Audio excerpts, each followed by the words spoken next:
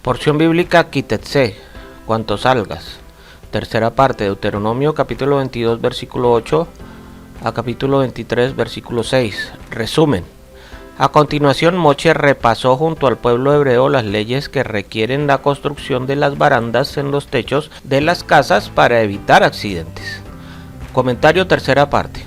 Cuando edifiques casa nueva, le harás un muro a tu azotea para que no traigas culpa de sangre sobre tu casa si alguno cayere de ella.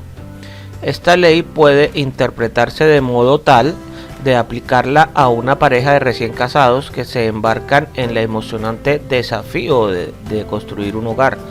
La Torá brinda un consejo a la pareja que comienza una etapa de la vida con responsabilidades y tareas que nunca han enfrentado antes.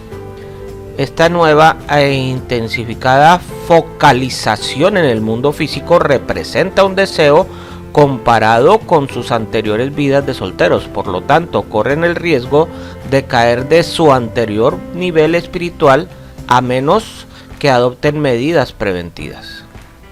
Es por ello que deben hacer una baranda, es decir, comprometerse a nuevos resguardos espirituales en la observancia de los mandamientos de la Torá y no confiar solo en los resguardos que tenían antes. Mantener y aumentar el estudio de la Torá y el cumplimiento de sus mandamientos es lo que asegura que la euforia del día del casamiento continúe a lo largo de la vida de casados.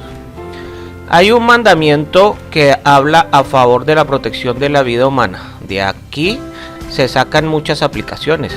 No habla solamente de una casa, sino de tomar medidas para proteger al ser humano en todos los aspectos.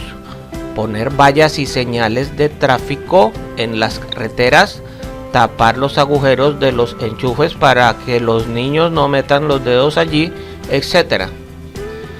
No sembrarás tu viña con dos clases de semilla, no sea que todo el fruto de la semilla que hayas sembrado y el producto de la viña queden vedados. Esta prohibición aplica en primer lugar sobre la tierra de Israel. Sin embargo, la halajá o el mandamiento establece que es aplicable también en otras tierras. La Torá primero habla de la casa, luego de la viña y finalmente de la mujer. No es sabio casarse primero y luego buscar trabajo y casa. Este texto nos enseña que el producto de la viña va a ser dañado si mezclamos dos clases de semilla, pero podemos comparar la viña con Israel. En Israel no se pueden sembrar dos clases de semilla que pueden ser los hombres. Simiente en hebreo, será, significa también semilla. La mala semilla son los pueblos paganos que no pueden ser sembrados en el pueblo de Israel, para que el pueblo no sea estropeado. Un israelita no tiene derecho de casarse con una persona de otros pueblos que no se haya convertido en hebreo. La asimilación eventualmente destruye el pueblo consagrado. La Torá, la mala semilla, puede ser una enseñanza de origen maligno. No podemos mezclar paganismo con la cultura de la Torá para que Israel no sufra daño. La fe no puede mezclarse con temor o duda, que es contraproducente. No ararás con buey y asnos juntos. Podemos hablar aquí de la protección de los animales tanto para que no se dañen cuando trabajan juntos como para que no se mezclen. La mezcla entre especies está prohibida. Antes del diluvio fueron mezclados las especies de los animales y al final dice que toda la carne, no solamente los hombres, estaba corrompida. Pero también podemos comparar el buey con los líderes que trabajan en las congregaciones.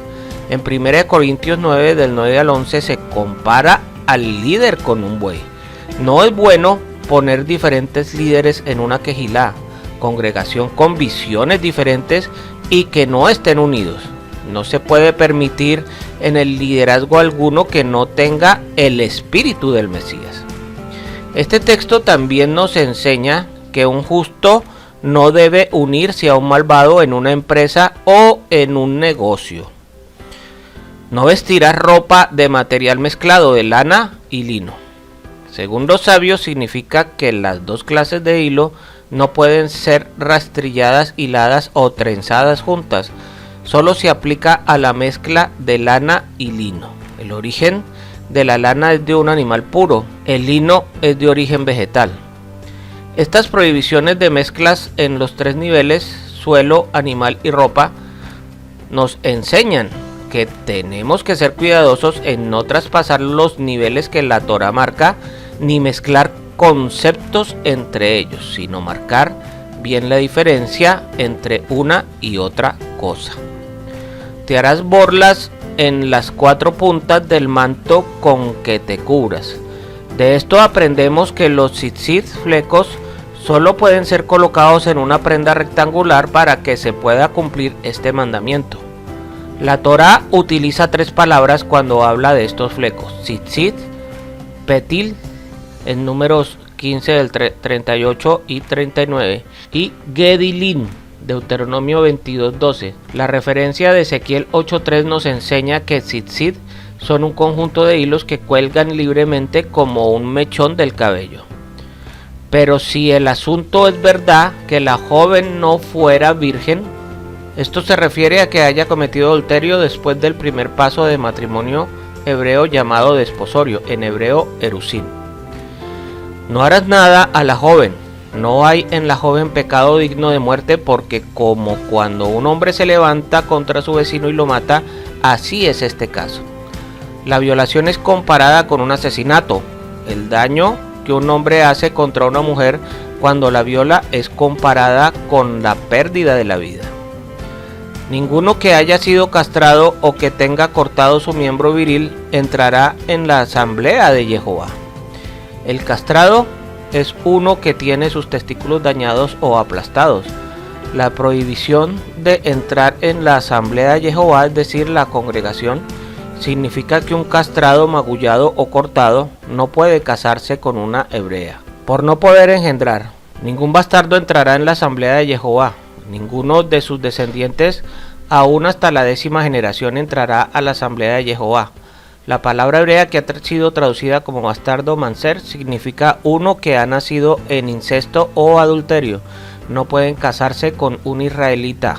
Un manser solamente nace de unión entre ellos cuya relación es sancionada con caret, cortadura espiritual aplicada directamente por el cielo, o de una unión entre aquellos cuya relación es sancionada con la pena de muerte por el tribunal hebreo. Un manser no es una persona que ha nacido de unión entre un hebreo y una gentil. Ningún amonita ni moabita entrará en la asamblea de Jehová. Ninguno de sus descendientes, aún hasta la 10ª generación, entrará jamás en la asamblea de Jehová.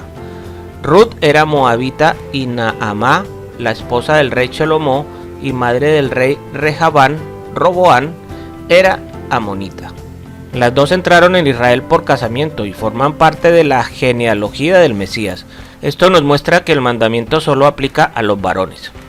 Porque no fueron a vuestro encuentro con pan y agua en el camino cuando salisteis de Egipto, y porque alquilaron contra ti a Bilán, hijo de Beor, de Petor en Mesopotamia, para maldecirte. La causa de la prohibición de no poder entrar en la asamblea era doble, porque no salieron a recibir a los hijos de Israel con pan y agua cuando vinieron de Egipto, y porque alquilaron contra Israel a Bilán para maldecirlos. Estos dos pueblos tenían una deuda de gratitud hacia los hijos de Abraham, porque habían sido malvados 2 veces por la intervención de Abraham en la guerra con Kedorlaomer y con el escape de Sedón. Por no tomar en cuenta esta deuda histórica a la hora de tener la oportunidad de mostrar amor a los descendientes de Abraham, fueron rechazados por el Eterno como candidatos para ser parte del pueblo apartado. Qué importante es agradecer a los que te han hecho un favor en la vida, especialmente cuando te han sacado de una crisis.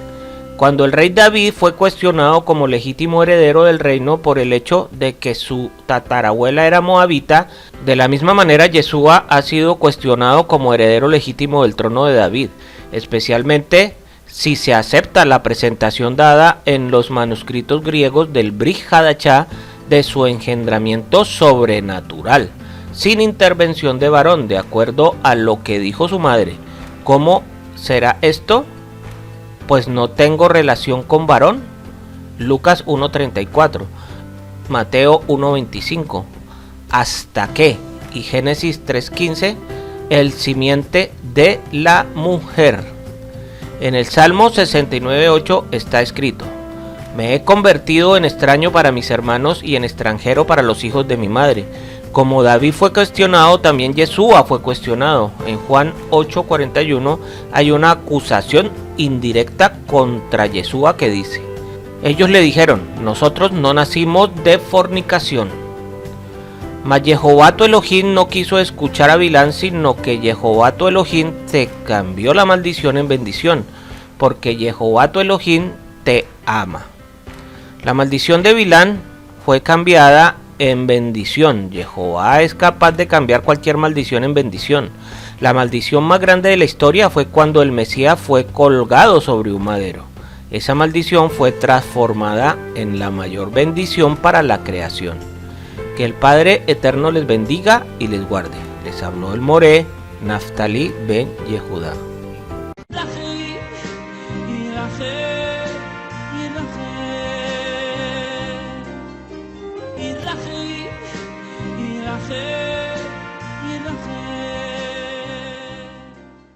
Si este estudio te ha sido de utilidad, te invito a suscribirte en nuestras redes sociales de YouTube, Facebook, TikTok e Instagram. Activa las notificaciones, dale me gusta al video y déjanos tus comentarios, inquietudes o sugerencias. Shalom.